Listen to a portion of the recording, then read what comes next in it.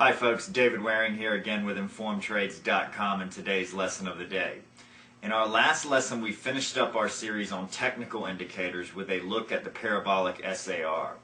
In today's lesson we're going to start a new series on candlestick chart formations with a look at what these tell us about the supply and demand situation in the market. So let's get started. Okay, so I'm not going to go into great detail on candlestick charts. I've done that in my lesson on the basics of charting. If you haven't been through that, might be a good time to pause this video and shoot over to the InformedTrades.com blog and go over the basics of charting lesson there. But just as a quick refresher, what a candlestick chart does is it uniquely represents the high, low, open, and close by connecting the high and the low with a thin line, and then the open and the close are represented by the body of the candle, which is the thick part in the middle,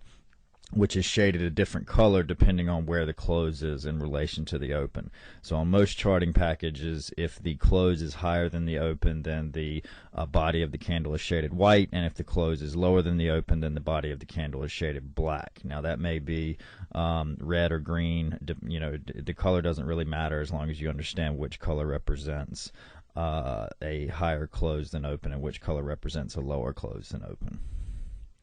At their most basic, what candlestick charts are great at doing is giving you a picture of what the supply and demand situation was for one individual period, of trading. So if you're looking at a daily chart, that the candle for the day gives you a good indication of whether buyers or sellers won the day, so to speak, and how much control they had throughout the trading period. Long candles are representative, long white candles that is, are representative of a period where buyers started in control of the trading period and then remained in control as they drove prices up throughout the trading day.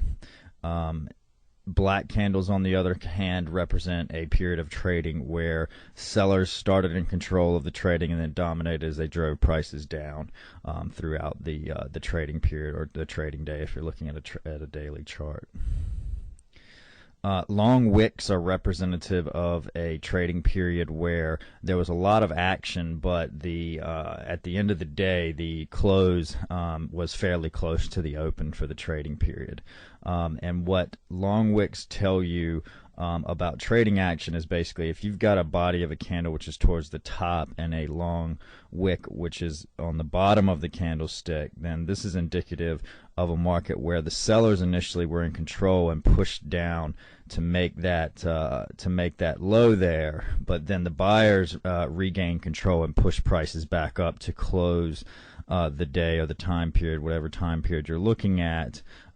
close to the open for that time period. Similarly, if the body of the candle is at the bottom and you've got a long wick at the top, then this is indicative of a time period where the buyers were initially in control, and then the sellers took back control and drove prices down to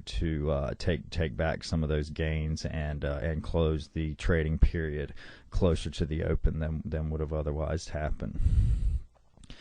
Short candlesticks represent either no action, where there's not much trading going on at all, or can also represent an intense battle that neither buyers nor sellers have won. And that's going to be kind of significant as to, if there's no action in the market, then a short candlestick doesn't really tell you anything. But if short candlesticks show up at places such as the top of a long uptrend or something like that, then that can be very indicative of a